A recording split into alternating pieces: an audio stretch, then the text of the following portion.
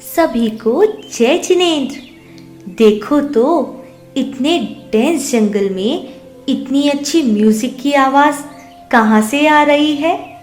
और इसमें भी ये मुनिराज कितने शांत भाव से तपस्या कर रहे हैं। अरे ये तो अर्जुन की वाइफ द्रौपदी है, पर ये मुनिराज के सामने नाच क्यों रही है। पर देखो मुनिराज पर तो इसका कोई असर ही नहीं हो रहा, वो तो बस आत्म ध्यान में लीन है। आप भी सोच रहे हो ना द्रौपदी मुनिराज का ध्यान क्यों भटकाना चाहती है। तो चलो आज हम एक बहुत ही इंटरेस्टिंग कहानी सुनाएंगे। चलिए चलते हैं बहुत ही सुंदर हस्तिनापुर नगरी में। देखो इतने भव्य महल, इतना अद्भुत वातावरण, पर ये शोर कहाँ से आ रहा है। देखो राजमहल में पांडव और कौरव है। पांडवों को तो आप सब जानते हो ना, युधिष्ठिर, भीम, अर्जुन, नकुल और सहदेव। और कौरव दुर्योधन और उसके 100 भाई। अरे ये तो सब जुआ खेल रहे हैं। जुआ मतलब गैम्बलिंग वाला गेम खेल रहे हैं। यह खेल तो बहुत ही बुरा है। लोग इसमें रुपया पैसा अपनी सारी प्रॉपर्टी लगाकर इसे खेलते हैं और समटाइम्स अपना सब कुछ हार बैठते हैं। अरे यह तो खेल की आखिरी चाल है। और पता है क्या हुआ। दुर्योधन ने बड़ी ही कुशलता से पांडवों को हरा दिया। हारने के बाद पांडव दुखी और कौरव जीत की खुशी में झूम रहे थे, क्योंकि जुआ हार जाने की शर्त थी कि पांडव 12 वर्ष 12 इयर्स तक हस्तिनापुर और अपना राजपाट सब कुछ छोड़कर वन में रहेंगे और 1 साल अज्ञातवास में, मीन्स अपना भेष बदलकर, अपनी रियल आइडेंटिटी छिपा करके ऐसे रहेंगे जिससे कोई उन्हें पहचान न पाए। और अगर किसी ने उनको पहचान लिया कि ये पांडव हैं तो उन्हें फिर से 12 वर्ष यानी कि 12 इयर्स तक वनवास में रहना पड़ेगा। कैन यू इमेजिन इतनी बड़ी पनिशमेंट।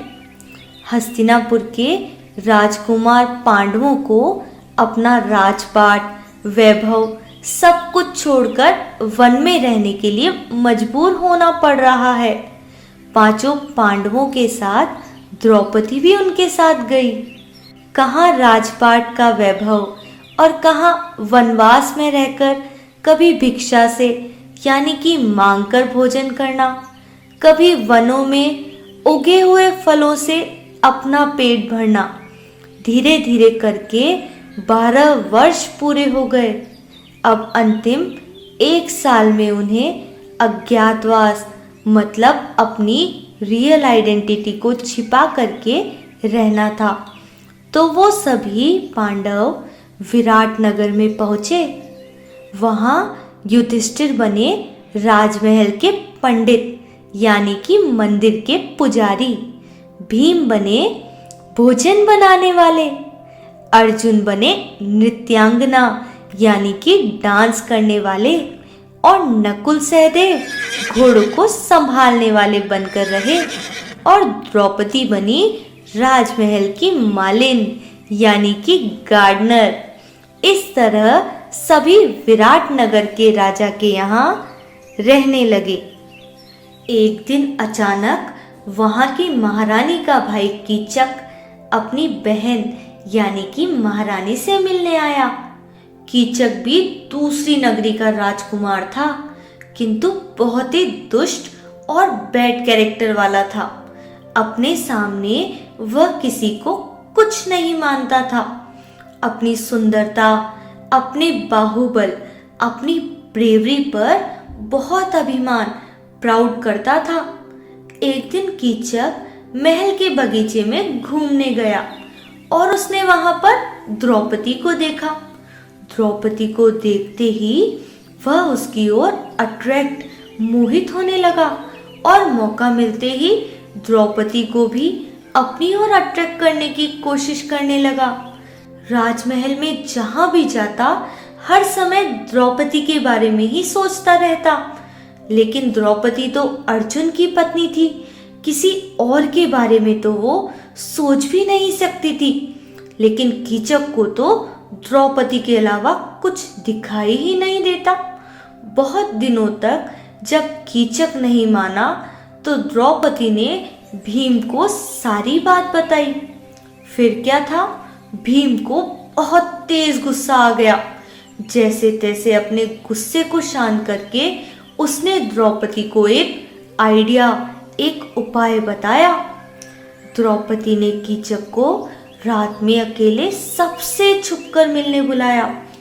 द्रौपदी से रिस्पॉन्स मिलने पर कीचक बहुत खुश हुआ और रात होते ही वह द्रौपदी से मिलने पहुंचा। कीचक ने जैसे ही द्रौपदी का हाथ पकड़कर उसे अपनी ओर किया तो द्रौपदी ने दोनों हाथों से कीचक का गला पकड़ा और हवा में हिलाकर वही जमीन पर ऐसे गिराया जैसे पेड़ से टूटकर कोई फ्रूट गिर पड़ा हो। द्रौपदी को इस भेष में देखकर वह सरप्राइज हो गया। पता है वो कौन था? वह द्रौपदी नहीं बल्कि द्रौपदी के गेटअप में भीम था। भीम ने अपने बलवान हाथों से पंचेस से उसकी खूब पिटाई लगाई। बेचारा कीचक पावरफुल भीम के सामने कुछ नहीं कर पाया और कुछ देर में कीचक की हालत देख भीम को दया आ गई और उसने कहा, अरे पापी, चल जा, तू भी क्या याद रखेगा, दोबारा इधर मुड़कर मत देखना। और ऐसा कहकर भीम ने उसे छोड़ दिया। अपने मन में द्रौपदी के प्रति हुए गलत भाव का ये रिजल्ट देखकर कीचक को बहुत पश्चाताप, बहुत गिल्ट हुआ। उसे लगा कि जो भी इस संसार में सुख, हैप्पीनेस चाहता है उसे कहीं ना कहीं दुख भी मिल ही जाता है। और उसके मन में वैराग्य के भाव जागने लगे और उसने मुनि दीक्षा ले ली। मुनि बनकर कीचक अपने आत्मा के स्वरूप का चिंतन करते और शास्त्र अध्ययन करते हुए रत्नत्रय के मार्ग पर आगे बढ़ने लगे और घने जंगल में बहुत लंबे समय तक ध्यान में मग्न रहे। एक दिन जब कीचक मुनिराज ध्यान में मग्न थे तब एक यक्ष देव वहां आए और उन्होंने सोचा कि देखा जाए कि इनका वैराग्य असली है या अभी भी इनके मन में द्रौपदी है। और देव ने द्रौपदी का भेष बना, कभी तो गाना गाया तो कभी नृत्य कर, डांस करके मुनिराज का ध्यान भंग करने की कोशिश की। लेकिन मुनिराज तो ध्यान में इतने मग्न थे कि उन्हें कुछ पता ही नहीं था क्या हो रहा है। देखो, जब वो राजकुमार थे तब द्रौपदी से इतने अट्रैक्टेड थे और अब मुनि बनकर ध्यान में इतने मग्न कि जैसे कुछ हो ही नहीं रहा हो। इसी डीप मेडिटेशन, इसी गहन ध्यान में मुनिराज कीचक को स्पेशल ज्ञान, मतलब अवधि ज्ञान हो गया। ध्यान पूरा होने पर मुनिराज ने अपनी आंखें खोली।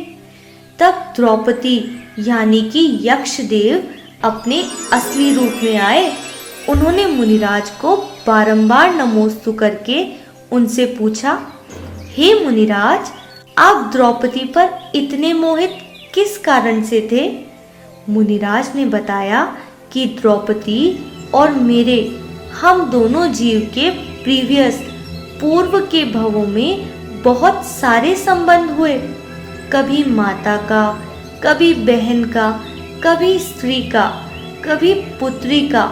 इस कारण पूर्व भव संबंधों, रिलेशंस के संस्कारों की वजह से मैं इस भाव में भी द्रौपदी की तरफ आकर्षित और मोहित होने लगा। पर अब इस संसार की सच्चाई जानकर अपने कल्याण के मार्ग पर बढ़ गया हूँ। पूर्व भव के संस्कारों के बारे में सब जानकर देव ने अपने किए हुए पर बार बार क्षमा याचना की और फिर मुनिराज के ध्यान और वैराग्य भावना की जय जयकार करके वापस चले गए। देखो बच्चों, अगर हम भी चाहें तो धर्म को अच्छे से समझकर अपने भावों को, थॉट्स को स्ट्रॉन्ग कर हम भी कीचक मुनिराज की तरह धर्म के मार्ग में, मोक्ष मार्ग में आगे बढ़ सकते हैं और अपना कल्याण कर सकते हैं। तो बढ़ेंगे ना आप भी? जय जिनेंद्र।